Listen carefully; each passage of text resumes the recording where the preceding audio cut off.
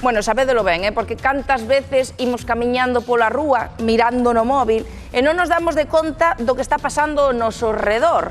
Pois cando facemos iso, convertémonos en peóns tecnolóxicos, persoas que imos tan atentos ao móvil que non atendemos nin os coches, nin o que pasa na rúa, e iso pode supoñer un auténtico perigo. E nós hoxe queremos poñer o foco nos peóns precisamente por este dato, porque o 25% dos falecidos en accidentes de tráfico son peóns. E por iso, Yaiza, tamén queremos saber cales son as causas desos atropelos.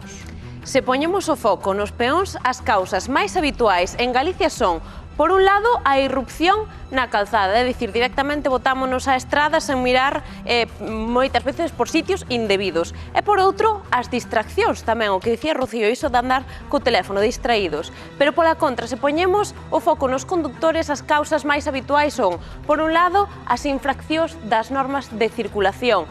Por outro, tamén as distraccións, porque tamén nos distraemos ao volante co teléfono moitas veces, e tamén outras. E por último, tamén o alcohol, ollo. Oiche, Yaiza, e hai algunha cidade en Galicia na que non se produzan atropelos ou sexan moi pouquiños os que se producen? En Pontevedra levan desde o ano 2011 sen rexistrar un só atropelo no que ven sendo o casco urbano. En Pontevedra adiantáronse 10 anos a esa normativa da DXT que limitaba en 30 km por hora a velocidade máxima nas cidades. E claro, eles por que o fixeron? Pois porque viron que había relación entre a velocidade que leva o vehículo se impacta co peón en termos de mortalidade. Mirade por aquí, porque se o vehículo circula a 60 km por hora e impacta contra un peón, a posibilidade de falecer no acto é do 80%. Se lle rebaixamos 10 km por hora, se imos a 50 km por hora, ao peón ten un 50% de probabilidades de falecer ou sobrevivir a ese accidente. Pero aquí mirade, se rebaixamos a velocidade ata 30 km por hora, as posibilidades de falecer nese atropelo baixan ata o 5%. Por iso tamén se tomou esta iniciativa de rebaixar esa velocidade máxima. Pois son datos que xustifican moitas decisións. Xa sabedes que na maior parte dos cascos urbanos agora xa a velocidade máxima é 30 e non 50 como hai moi poucos anos. Estamos falando que os peóns son os máis vulnerables. Un de cada 5 falecidos en accidente de tráfico é un peón. E é verdade que na maior parte dos casos, 7 de cada 10, o peón non ten a culpa, pero os estudos tamén avisa de que os peóns, os que imos a pé, cada vez vamos máis despistados. E moitas veces quen está detrás é o teléfono móvil, un perigo engadido. Miramos a pantalla e non a beirarrúa ou a estrada. Vos que opinades? Cando hai un atropelo, ti de quen crees que é máis a responsabilidade, do condutor ou do peón? Quen ten a culpa? Eu creo que quen máis ten a culpa é o Ayuntamento. A cousa está repartida. Vale. Depende. Mitad, mitad. Esa é unha pregunta, pero depende. Depende, esa é a resposta. Hai veces que cruzan e non está aberto e entonces é a culpa do que cruza. Bueno, pode ter o coche porque aquí non poden ir a máis de 20. Bueno, é o que decía aí o paisano. Hai coches que van a toda leche e depois hai xente que vai por medio da carretera.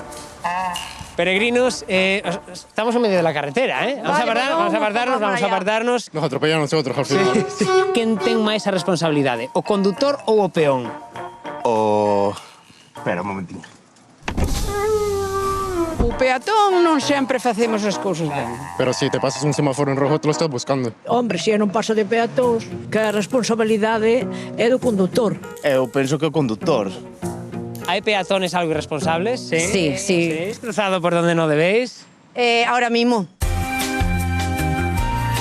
Pero bueno, tamén hai xente inconsciente e irresponsable que ao mellor cruza cando non debe de cruzar. Sin facerlle caso totalmente aos coches. Hai quen cruza sin mirar. Accidentes hai menos dos que debía de haber. Aquí é un desorden. O que hai aquí é un desorden. Gustalle moito a xente nova ir co telefonillo. Non vedes, sempre va máis despistados. Cando non hai paso de Viches ti peatón. algunha xente que ao mellor cruza pois cando está o semáforo en vermello, que cruza por lugar que non debe, iso velo a diario? Eso sí, aunque non son de Santiago, estudiei en Santiago. E onde és ti? Na miña vida. Eu vivo en Carballo. En Carballo, bueno, tamén pasará en Carballo, que hai xente... Será en Carballo, sí, tamén. Que a xente non espera que se poña en verde. Vale. Carballo é a capital de Bergantiños. Absolutamente, coñezo Carballo perfectamente, Sí, eres dali? Non son dali, pero a Carballo coñezo perfectamente. Todos temos fallos, tanto o peatón como o condutor. Aí todos temos algo de culpa. Home, o que conduce sempre ten máis responsabilidade. Aunque cruces por un sitio que non sexa paso de peatones, non merece o atropelo, por así decirlo. Os condutores son os que deben ir con máis conciencia. Baixar o pedal. Sí. Perfecto. Moitas grazas. Quedou en liberdade provisional o home detido como presunto autor do atropelo mortal en C na noite do domingo e posteriormente darse a fuga. Trátase dun veciño de Fisterra de 38 anos que sí está libre provisionalmente, pero retiraronlle o pasaporte, non poderá sair de España, ten que comparecer nos xulgados cada 15 días e tamén lle retiraron o carné de conducir, aínda que a Garda Civil informou, atención, que no momento do atropelo xa non tiña carné de conducir porque o tiña retirado xa que non tiña ningún tipo de punto. Bueno, a vítima mortal, como dicimos, é Antonio, un veciño de 56 anos de C que vivía na rúa, e hoxe fomos por ali, por C, e todo o mundo fala con moitísima indignación. Non entenden por que este home está libre despois de ir atropelar cando Antonio cruzaba perfectamente o paso de peóns, deixalo ali tirado e darse a fuga. Piden xustiza en C e hoxe nós fomoslo comprobar. La verdad que lo que pasó nos da miedo, porque más que hay sectores que incluso no tienen las líneas de cebra, no tenía ya puntos en el registro, así que no debería estar manejando, no se sabe en qué situación venía, pero no socorrió, no ayudó. Y eso me parece tremendo, que como le pasó a este señor, lamentablemente nos puede pasar a todos. Entonces yo tengo hijos que tienen 18 y 17 años y si les pasa a ellos, me muero. Era unha persona querida aquí? Pois sí, pero sempre pasaba polo paso de peatóns, non se metía con ninguén, andaba a súa vida, de maravilla. Eu quería lle ben. Nun pueblo non podes andar 100 por hora. Hai que respetar, hai que parar, hai que frenar. Hubo un error, pero podía salvalo. E iso non se fai a nadie. Ti traballas aquí, como ves a estrada? Hola, bos días. Bueno, a estrada esta xa leva tempo sendo peligrosa. Sobre todo desde que cambiaron os LEDs, faise como moi escouriña, e despois pensamos que fai falta un pouco máis de pasos de peóns. E reducir un pouco a velocidade, que aquí pasan como avión. Os condutores non respetan os límites? Hombre, non, son 50 km por hora, entendo aquí, e ainda que fora menos, tampouco pasaba nada. Por aquí pasan rápido os coches. Sí, y acá en esta esquina no paran en el stop y ya desde que tengo el bar hace un año ya viví 3 accidentes seguro.